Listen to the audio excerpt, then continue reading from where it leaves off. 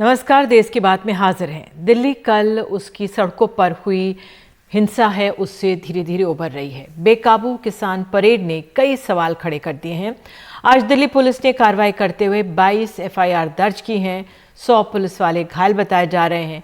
Police की तरफ से कुछ तस्वीरें भी जारी की गईं। लाल किले के करीब जहां पुलिस वाले खुद को बचाते हुए नजर आए, एक घर में शरण लिए देखे गए।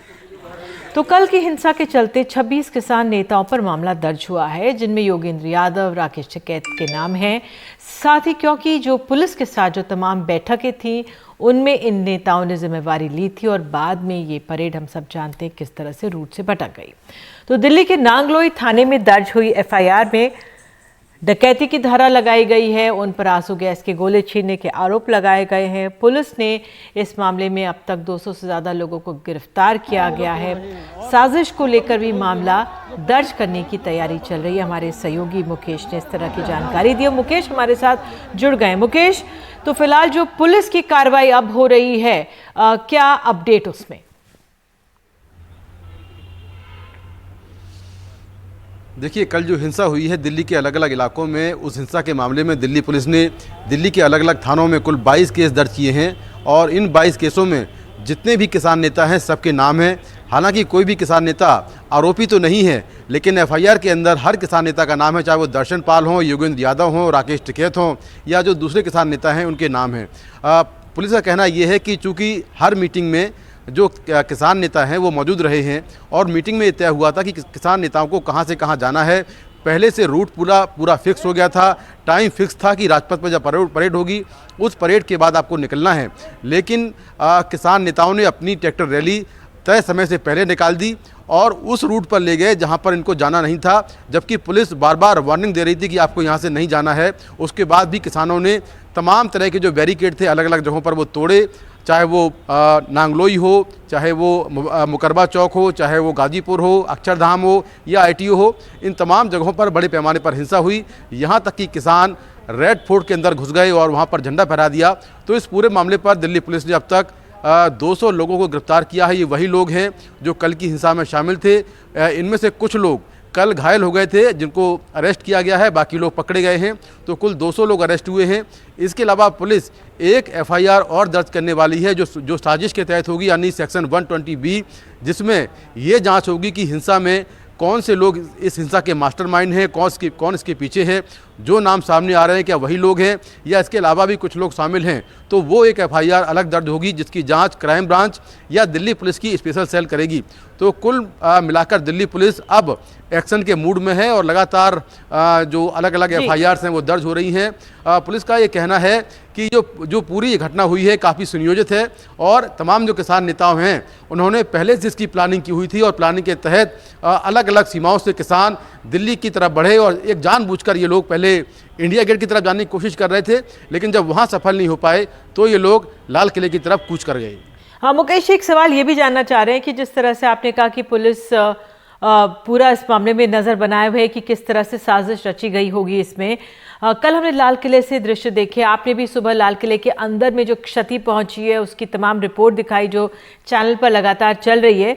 पुलिस ने अपनी बात रखने के लिए अब तक कोई प्रेस कॉन्फ्रेंस नहीं की है, क्या कुछ कारण बताया जा रहा है इसके पीछे?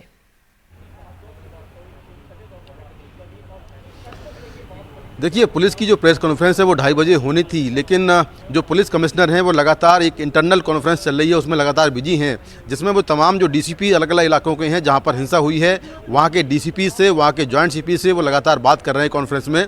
तो तमाम डिटेल लेने के बाद शायद कुछ देर में ये प्रेस कॉन्फ्रेंस होगी, जिसमें अब तक जो कुछ हुआ है, क्या जाँच हुई है, कितने केस दर्ज हुए हैं, किसके खिलाफ केस दर्ज हुए हैं, कितनी प्रॉपर्टी डैमेज हुई है और ये घटना पूरी कैसे हुई, इसके बारे में पूरी जानकारी दी जाएगी। लेकिन कुछ देर बाद ये कॉन्फ्रेंस जो प्रेस वार्ता है वो होगी। लेकिन बताया जा रहा है कि जो police commissioner S N Srivastava हैं वो अभी एक कॉन्फ्रेंस में बिजी हैं। ये कॉन्फ्रेंस इंटरनल कॉन्फ्रेंस है जिसमें वो तमाम अधिकारियों से बातचीत कर रहे हैं। बिल्कुल, बहुत बहुत धन्यवाद। आप हालात पर नज़र बनाए रखें मुकेश इस जानकारी के लिए। और फिलहाल अब आइए आगे बढ़ते हैं। आपको बता दें, कल की हिंसा के बाद आज किसान नेताओं की बैठक हुई है। इससे पहले मन से किसान नेताओं ने किसानों को शांत रहने के लिए कहा। किसान संगठनों का कहना है कि हिंसा करने वालों से उनका कोई लेना देना नहीं है। संयुक्त किसान मोर्चा ने खुद को अलग भी कर लिया है। उनका ये कहना है कि दीप सिद्धू, पन्नू जैसे कुछ लोगों ने किसान आंदोलन को बदनाम किया है। मन से ये भी कहा गया कि जिन्होंने कल लाल किले में गलत चीजें की हैं वो सरदार नहीं हैं, गद्दार हैं। मंगलवार की हिंसा के बाद किसान नेता स्टेज से किसानों से शांति बनाए रखने की अपील करते नजर आए। 2.5 लाख डॉलर पिछे तुसी एक दुनिया दी एडी वड्डी लहर दी पिठ च छुरा मारन दी कोशिश कीती आ। किसान संगठनों ने खुद को लाल किले पर हुई हिंसा से अलग किया और कहा कि जिन लोगों ने ये किया वो सरदार नहीं, वो गद्दार हैं। छुरा मारिया, जख्म होया, पर जख्म आज ਜਿਹੜੇ ਲੋਕ बैठे आ ਇਹ ਸਾਰੀ ਮੱਲਮ ਆ ਸਾਡੀ।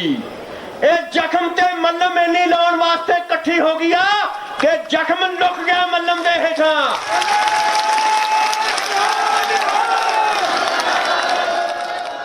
हम कहते हैं कि वो सरकार के एजेंट हैं और गद्दार हैं। किसान नेताओं का आरोप है कि लाल किले पर धार्मिक झंडा लगाने वाले अभिनेता दीप सिद्धू ने मार्च से एक दिन पहले मंच से लोगों को लाल किले पर जाने के लिए उकसाया और उनका साथ सतनाम सिंह पन्नू के समूह ने दिया। उन्होंने तो रात यहाँ पर शराब पी, जब गुरबानी का पाठ चल रहा था यहाँ पर लेडीज के साथ बदतमीजी की उन्होंने। वो लेडीज बोली यहाँ स्टेज पर, दीप सिद्धू, लखा सताना, सभी लोगों ने बदतमीजी की यहाँ पर। और अगर वो धर्म की बात करते हैं, उन्होंने तो यहाँ धर्म की बेअदबी की है।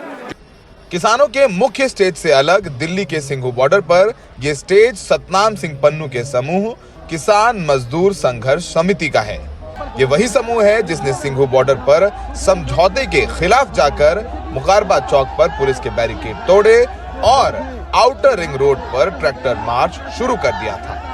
पन्नू का कहना है कि वो अपने ऐलान के मुताबिक बैरिकेड तोड़कर रिंग रोड गए और वापस आ गए। जो लोगों को संदेश गया, जनता को संदेश गया, किसानों मजदूरों को संदेश गया, वो यही था भाई आउटर रिंग रोड पर जाना है, आउटर रिंग रोड आना है, यही ऐलान था। असि उसका पालन किया है, उसका पालन किया है। जो संयुक्त मोर्चे की बात थी, जो उसने किया है वो जिम्मेवार होगा। वो किस मंशे से कर रहा है, किसी साथ से कर रहा है, किसकी शायद से कर रहा है, उसको रोका क्यों नहीं पुलिस ने? उसको दीप सिद्धू सारा इतना उन्हें तांडव किया है, इतना उन्हें गामा किया है, उसको क्यों नहीं रोका गया? सारे किसान संगठन दीप सिद्धू को हिंसा के लिए जिम्मेदार ठहरा रहे हैं, लेकिन सबसे बड़ा सवाल ये है कि क्या दीप सिद्धू इतना शक्तिशाली और लोकप्रिय है कि वो अकेले हजारों की तादाद में किसानों को लेकर लाल किले में घुस जाए? किसान संगठनों से सबसे बड़ी चूक ये हुई कि उन्होंने दिल्ली पुलिस के साथ मिलकर जो मार्च का फाइनल रूट तय किया वो मार्च से 24 घंटे पहले तय किया, जिसकी वजह से लाखों की तादाद पर मार्च के लिए पहुंचे किसानों को फाइनल रूट पता ही नहीं चल सका और ना ही तय रूट पर बड़े किसान नेता किसानों को सही रूट बताने के लिए मौजूद थे। यही वजह है कि कंफ्यूजन ज्यादा हुई और तय रूट के खिलाफ जो किसान संगठन आगे गए उनके पीछे पीछे भेड़ चाल में बाकी किसान भी चले गए और पूरा हंगामा हुआ। सिंघू बॉर्डर में सहयोगी सचिन गुप्ता के साथ सौरभ शुक्ला, एनडीटीवी इंडिया। तो 26 जनवरी पर हुई ट्रैक्टर परेड के दौरान हिंसा के चलते अब गाजीपुर बॉर्डर पर दिल्ली से गाजियाबाद जाने वाले रास्ते भी बंद कर दिए गए हैं और पैरा मिलिट्री फोर्सेस भी लगी हैं, जबकि किसान नेताओं ने 26 जनवरी को होने वाली हिंसा पर अपनी गलती भी मानी है। हिंसा के बाद गाजीपुर बॉर्डर के किसान नेता क्या कहते हैं, देखिए रवीश रंजन शुक्ला की ये रिपोर्ट। दिल्ली से गाजियाबाद जाने वाली सड़क NH9 पर सन्नाटा है। इस बीच गाजीपुर बॉर्डर पर धरने पर बैठे किसानों के एक प्रमुख धड़े ने अपने को आंदोलन से अलग कर लिया है, जिसकी अगुवाई VM सिंह कर रहे थे। 26 जनवरी की हिंसा को देखकर उन्होंने आंदोलन से अपने को वापस ले लिया और राकेश टिकैत पर कई आरोप लगाए। राकेश टिकैत वगैरह शायद चाह रहे हैं अलग रूट करना, पर शायद कुछ लोग नहीं चाहते कि शांतिपूर्ण काम हो। रात में बात हुई, मैं खुद गया राकेश टिकैत के जो उसने ऑफिस हमने बनाया था, अभी 500 बनाया 2 दिन पहले, नीचे जोड़ के ऊपर आ गए। अब कुछ दिक्कत है? बोले कोई दिक्कत नहीं है, सब साथ चलेंगे। हाँ सब साथ चलेंगे, 11 बजे चलेंगे, टाइम सेट हो गया। हम 10 बजे यहां पहुंचे मालूम चला उससे पहले बैरियर तोड़ के निकल गए साहब। हमारा निर्णय स्पष्ट है, वीएम सिंह राष्ट्रीय किसान मजदूर संगठन इस आंदोलन को यहीं पर ही अलविदा कहते हुए। उधर गाजीपुर बॉर्डर के किसान नेताओं का दावा है कि पुलिस ने भी किसानों के करीब 400 ट्रैक्टर और गाड़ियों को तोड़ा है। कई टूटे ट्रैक्टर अब भी गाजीपुर बॉर्डर पर खड़े हैं। ये आप देखिए कि एक किसान का दल गाड़ी से उस काफिले के साथ में था, जिसके सारे शीशे जो है वो टूटे हुए हैं। ऐसे तमाम सारी जो गाड़ियां हैं, ट्रैक्टर हैं, कुछ लोगों को चोटें भी आई हैं पुलिस के साथ झड़प में, तो वो लोग अब वापस लौट रहे हैं। ये क्या, ये लीवर भी तोड़ दिया? तो ये लीवर किसने तोड़ा? आप कहाँ से आए हैं? साहब मैं संबल जनपद से आया हूँ और हम यहाँ धरने में थे। जबकि रूट बना हुआ था। नहीं, रूट बना हुआ था, पुलिस ने डाइवर्ट कर दिया। हमें क्या पता दिल्ली का रास्ता का। गाजीपुर बॉर्डर पर 26 जनवरी की परेड के लिए आए ज्यादातर किसान अब अपने गांव की ओर लौट गए हैं। लाल किले पर धार्मिक झंडा फहराने वालों से दूरी भी बना ली गई है, लेकिन किसान नेता राकेश टिकैत किसानों के लाल किले पर पहुंचने का दोष प्रशासन पर मढ़ते हैं। ओरिजिनल रास्ता था जिस पर वो किसान जा रहा था, ठीक है, उस पर तो पक्की बैरिकेटिंग है उस पे, और वहाँ पे कुछ नहीं रहेगा। ये तो बहुत बड़ा गणित है, इसका गणितबाज कौन है, इससे बात करनी है हमें। संयुक्त किसान मोर्चे की बैठक में भी मंगलवार की हिंसा की निंदा की गई। निसंदेह इस हिंसा से किसान आंदोलन की छवि धूमिल हुई है और किसान नेताओं के सामने साख बहाली की एक बड़ी चुनौती है। गाजीपुर बॉर्डर से रवीश रंजन शुक्ला की रिपोर्ट, एनडीटीवी इंडिया। तो दिल्ली में कल ट्रैक्टर परेड में मारे गए 24 साल के नवरीत सिंह की पोस्टमार्टम रिपोर्ट में उसकी मौत सिर की चोट से बताई गई है। पोस्टमार्टम में गोली लगने की पुष्टि नहीं हुई है। उत्तर प्रदेश के रामपुर में नवरीत का आज अंतिम संस्कार कर दिया गया, जिसमें मुस्लिम धर्म गुरुओं और नेताओं समेत कई बड़ी तादाद में लोग शामिल हुए। कमाल खान की रिपोर्ट। किसान परेड के दौरान दिल्ली में आईटीओ के पास एक तेज रफ्तार ट्रैक्टर अचानक पलट गया और उसे चला रहे 24 साल के नौजवान नवरीत सिंह की मौत हो गई। कई आंदोलनकारियों का कहना था कि नवरीत को पुलिस की गोली लगने से ट्रैक्टर पलटा, लेकिन पोस्टमार्टम रिपोर्ट में इसकी पुष्टि नहीं हुई। रात को पैनल ऑफ डॉक्टर्स से 3 वरिष्ठ डॉक्टरों की टीम से इनका पोस्टमार्टम हुआ था और उसमें गोली की पुष्टि नहीं हुई है। एंटी मार्टम इंजरी से इनकी डेथ हुई है। ट्रैक्टर जो वीडियो भी वायरल हो रहा था, ट्रैक्टर पलट गया था, उससे जो इनको चोटें आई थी, इसकी वजह से इनकी डेथ हुई है। जो कल किसानों के लिए लड़ने निकला था, आज उसकी आत्मा की शांति के लिए पाठ हुआ, जहां हर शख्स गम में डूबा हुआ था। रामपुर के डिब्बीबा गांव में नवरीत के अंतिम दर्शन के लिए बहुत लोग जमा हुए। हालांकि उसके घर वालों को अभी भी यही लगता है कि उसकी मौत पुलिस की गोली से हुई है। पुलिस की गोली से पुत्र मेरा शहीद हुआ है आंदोलन में। 24 साल उम्र थी उसकी, 1.5 साल पहले हमने उसकी शादी की थी। बहुत सारी खबरें ये चल रही हैं कि वो ट्रैक्टर लौटने से, वो झूठ बोल रहे हैं, क्योंकि कल एक्सरे में साफ आ गया है कि गोली यहाँ से लग के यहाँ निकली। अब तो ट्रैक्टर जब गोली लगी है, वो ट्रैक्टर आप उसमें ट्रैक्टर कहाँ पलट रहा है, वो कहाँ गिरा है, जैसे मर्जी जोड़ के दिखाता हूँ।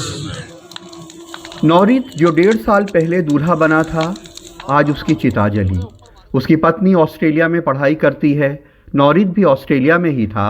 हाल ही में गांव आया था और 4 दिन से सिंघू बॉर्डर पे धरने में शामिल था। नवरीत नहीं रहा, लेकिन उसके 80 साल के दादा कहते हैं कि वो ये लड़ाई किसानों की जारी रखेंगे। तो क्या इस आंदोलन पे इनसे फर्क पड़ेगा?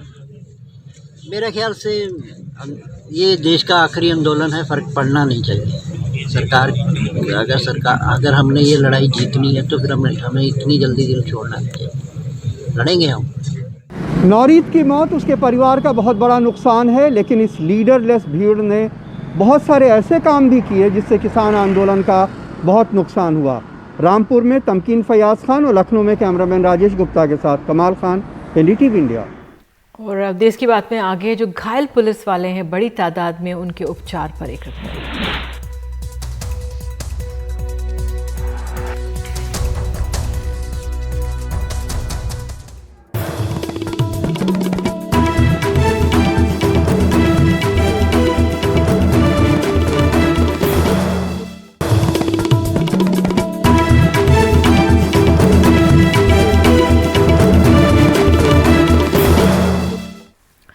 कल की ट्रैक्टर परेड के कारण करीब 300 पुलिसकर्मी घायल हो गए। इन पुलिसकर्मियों को अलग अलग अस्पतालों में भर्ती कराया गया है। कुछ को छुट्टी मिल गई है, पर अब भी कई पुलिस वाले अस्पताल में इलाज करवा रहे हैं।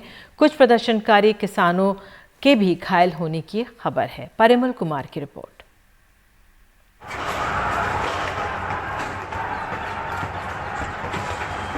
असहाय और कुछ ना करने की विवशता, ये लाल किले का नजारा है जब प्रदर्शनकारी किसान पुलिस पर टूट पड़े। दिल्ली में अलग अलग जगहों की हिंसा में करीब 300 पुलिसकर्मी घायल हो गए। हम लोग कल रेड फोर्ट पे थे, इस ड्यूटी पे थे, तो काफ़ी सारे जो लोग थे वो रेड फोर्ट का दरवाजा खोल के अंदर घुस गए। हम लोग भी इनके साथ साथ अंदर गए।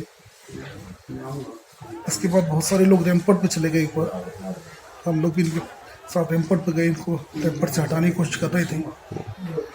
और जब हम इनको रैंपट से हटाने की कोशिश कर रहे थे, ये थोड़े से एग्रेसिव हो गए वहाँ पे। और नीचे इन्होंने फिर कई तरह के हथियार थे लोगों के पास तलवारें थी, भाले थे, फर्जे थे, कई बहुत सारी चीज़ें थी, डंडे थे। नीचे इन्होंने कुछ साथियों पे हमला कर दिया, हमारे कई साथी घायल हो गए। उसमें भी एक हमारा साथी था, उसको सर पे बहुत ज़्यादा इंजरी थी, वो लगभग कोलैप्स होने की पोजीशन में था।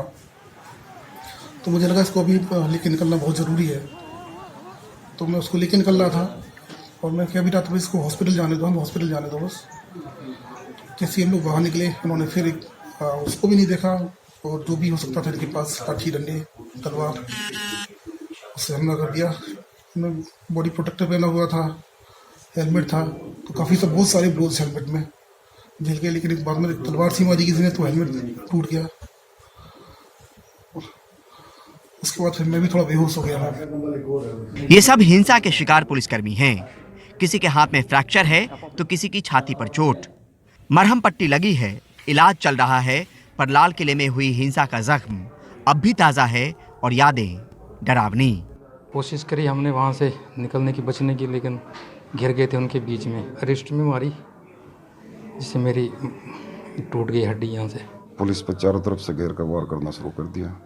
कहाँ पे चोट लगी है आपको? उसमें छाती पे है, कमर पे है, कंधों पे है, पैरों में है। उनको बहुत आराम से समझाने की कोशिश भी की गई थी, लेकिन उन्होंने किसी भी तरह का कोई भी सुनने से मना कर दिया कि उनका कोई लीडर नहीं था किसी भी तरह से इस तरह का कि इसको रोक सके। वो खुद कोई समझाने वाला नहीं था। ये हाथ में चोट है, बाएं में फ्रैक्चर और शोल्डर में ऐसे में। और याद भी नहीं कि कैसे लगा? नहीं सर, मुझे इसके बारे में मुझे बाद में महसूस हुआ कि मेरा हाथ उठ नहीं रहा है, तो फिर मैंने बताया कि मेरा हाथ उठ नहीं रहा है।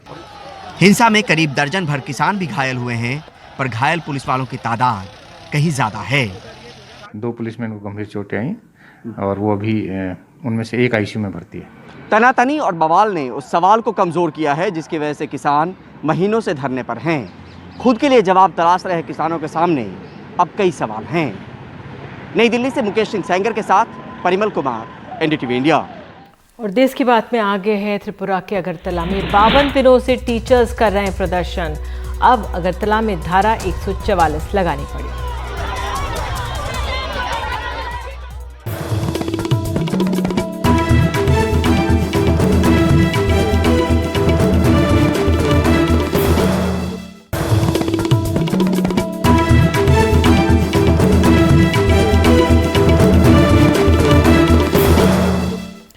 देश की बात में खबर त्रिपुरा से है, जहां पर टीचरों के विरोध प्रदर्शन पर पानी की बौछार और टीयर गैस का प्रयोग किया गया। त्रिपुरा में पुलिस ने 100 से ज़्यादा टीचर्स को गिरफ्तार भी किया है।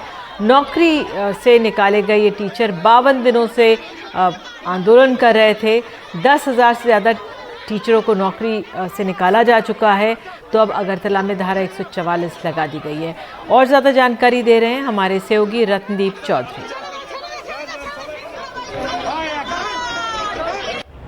त्रिपुरा की राजधानी अगरतला में आज पुलिस ने लाठीचार्ज और वाटर कैनन का यूज़ करना पड़ा उनको, जब उनको डिस्पर्स करना पड़ा एक एजिटेटेड क्राउड को। ये एजिटेटेड क्राउड है जो टर्मिनेटेड टीचर हैं। वहाँ पे 10,000 से भी ज़्यादा लोग टीचर्स को टर्मिनेट किया गया था पिछले साल। सुप्रीम कोर्ट ने उनके जॉब अपॉइंटमेंट को इलीगल करार दिया था। इनका अपॉइंटमेंट 2010 से 2014 तक हुआ था, जबकि वामपंथी सरकार वहाँ पे थी। मगर इसके बाद जो 2018 में चुनाव हुए त्रिपुरा में, उसमें जो बीजेपी जब पावर में आई, इसके पहले जो कैंपेन रहा, उस कैंपेन में इस इशू को यूज़ किया गया था बीजेपी द्वारा, और ये भी कहा गया था कि उनका जो इशू है इसको सॉल्व किया जाएगा। मगर सब्सिक्वेंटली ऐसा दिखने को मिला कि जो इनके इशू के ऊपर सरकार ज़्यादा कमिटल नहीं थी, और इसके बाद पिछले 50 दिनों से भी ज़्यादा समय तक ये टीचर जो टर्मिनेटेड हो गए हैं। इनमें ये जो टीचर हैं, इनका एक जॉइंट एक्शन कमेटी है, इन्होंने एजिटेशन शुरू किया। सिट इन डेमोन्स्ट्रेशन चल रहा था, और इस सिट इन डेमोन्स्ट्रेशन के बीच वहाँ पे 2 टीचर ऐसे भी थे जिन्होंने सुसाइड कर लिया। इसके पहले भी बहुत टीचर्स की डेथ हुई है हेल्थ रिलेटेड इश्यूज़ पे। तो बहुत इमोटिव इशू रहा, और 25 तारीख तक राज्य सरकार को उनके साथ नेगोशिएशन करने के लिए एक अल्टीमेटम इन लोगों ने दिया था। तब जबकि राज्य सरकार का ये रुख था कि जो नए जॉब्स के जो एडवर्टीजमेंट है उन वहाँ उसमें अप्लाई करने के लिए उनके लिए एज रिलैक्सेशन ऑलरेडी कर दिया गया है। तो राज्य सरकार ऑलरेडी उनको नए जॉब में एब्जॉर्ब होने के लिए मदद कर रही है। तो इस अनबन के बीच कल शाम को जो गणतंत्र दिवस के शाम को उन्होंने कैंडल लाइट रैली की राज्य के राजधानी अगरतला में, और उन्होंने ये भी थ्रेटन किया था कि वो इंटेंसिफाई करेंगे अपने एजिटेशन को। आज सुबह सेक्शन 144 इम्पोज कर दिया गया राजधानी अगरतला में, और इसके बाद एक बहुत बड़ी पुलिस की फोर्स जाके जो सिट इन डेमोन्स्ट्रेशन साइट है वहाँ उसको डिसमेंटल कर दिया, और वहाँ से कुछ टीचर्स को डिटेन किया गया। कुछ इनके टीचर्स के लीडर्स को जो सूत्रों के मुताबिक खबर आ रही है अरेस्ट भी किया। इसके बाद ये जो एजिटेटिंग टीचर्स हैं, ये जाके जो चीफ मिनिस्टर के रेसिडेंस है उस इलाके को चारों तरफ से उन्होंने घेर लिया। कुछ टीचर्स अंदर भी जाने की कोशिश कर रहे थे, तब पुलिस सूत्रों के मुताबिक उनको जो बल का प्रयोग करना पड़ा है। मगर जो देखने लायक बात ये रही कि ये जो 50 दिन से भी ज़्यादा जो एजिटेशन चला वहाँ पे राज्य सरकार ने रीच आउट करने की कोशिश नहीं की टीचर्स को। तो जो अनबन थी राज्य सरकार और टीचर्स के बीच वो साफ साफ दिख रहा था। और इसके बीच अब जो इंटेंसिफाई करने की बात हुई और अब पुलिस एक्शन हुआ है, इस एक्शन में पुलिस सूत्रों के मुताबिक 150 करीबन 150 टीचर्स को उनको अरेस्ट करना पड़ा है, और कुछ लोगों को इंजरीज भी आई है। मगर टीचर्स का ये दावा है कि उनके लगभग 30 टीचर्स को बहुत ज़ख्मी हुए हैं। और अब जो खबर आ रही है कि जो पुलिस की तैनातगी है वो बढ़ा दी गई है, और जो टीचर्स हैं वो भी डिस्पर्स हो चुके हैं। मगर जो 50 दिन से भी ज़्यादा प्रदर्शन चला उसको आज डिसमेंटल किया गया है पुलिस के द्वारा त्रिपुरा की राजधानी अगरतला में। और आपको बता दें देश की बात में आगे है मुंबई से एक खास खबर है। कोरोना के दौरान बच्चों को घर में ही जन्म दिया गया है। अस्पतालों में 18% कम हुई हैं डिलीवरीज।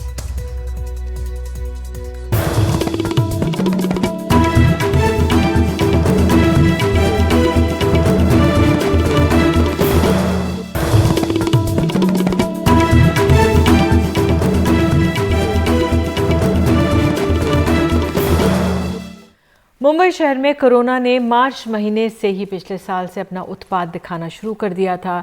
दूसरी बीमारी और ज़रूरी स्वास्थ्य सेवाओं पर विराम लग चुका था। ऐसे में अस्पतालों में होने वाले बच्चों की डिलीवरी में 18% की कमी आई। अस्पताल जाने के डर में शहर में कईयों ने जोखिम उठाते हुए होम डिलीवरी करवाई, और जब इन्हें बर्थ सर्टिफिकेट पाना था उसमें अब दिक्कतें आ रही हैं।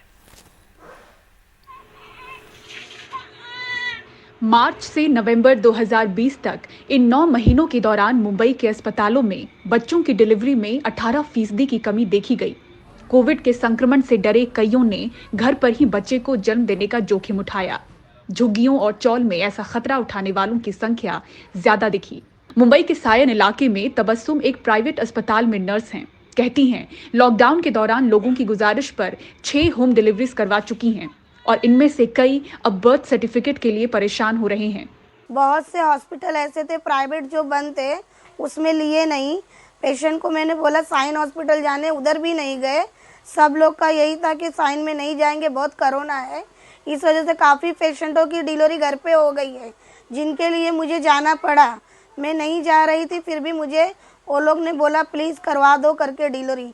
और इतना पेशेंट का प्रॉब्लम हो गया कि उनको अभी सर्टिफिकेट नहीं मिल रहा है। ज़्यादा करके सर्टिफिकेट के लिए लोग परेशान हैं। इसी इलाके की गायनेकोलॉजिस्ट डॉक्टर कविता शिरकंडे बताती हैं कि इन होम डिलीवरीज के कारण कई गंभीर मामले डॉक्टर्स को रिपोर्ट हुए हैं। कोरोना पीक में था, जो मई, जून और जुलाई में जहां पीक के केसेस देखे गए थे, तभी हमने ये देखा कि बहुत सारे पेशेंट्स हमारे बाउंस हो गए, यानी कि जिन्होंने नाम लिखाया था वो कई सारे पेशेंट्स हमारे पास आए नहीं। होम डिलीवरीज के जो केसेस हमारे पास आते थे उनमें कई सारे कॉम्प्लिकेशंस हुआ करते थे।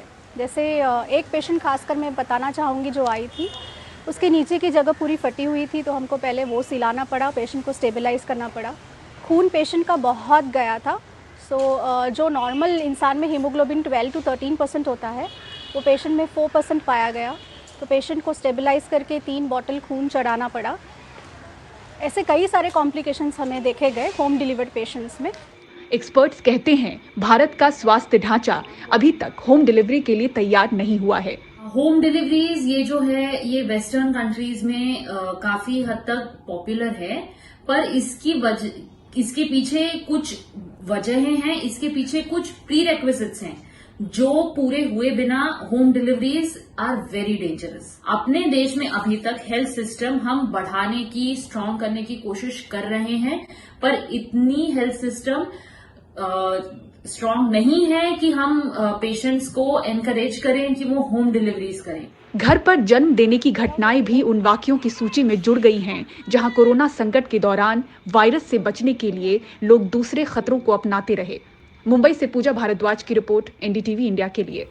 और देश की बात में जाते जाते खास खबर दे दें, कोरोना के घटते हुए मामलों को देखते हुए अब सबके लिए खुलेंगे स्विमिंग पूल और सिनेमाघर में जो आधी सीटें खाली अब नहीं रहेंगी और सामाजिक धार्मिक आयोजनों में हिस्सा लेने वालों की सीमा बढ़ेगी। ये तमाम जानकारी और आगे आपको आगे की बुलेटिन में देंगे। तब तक के लिए नमस्कार।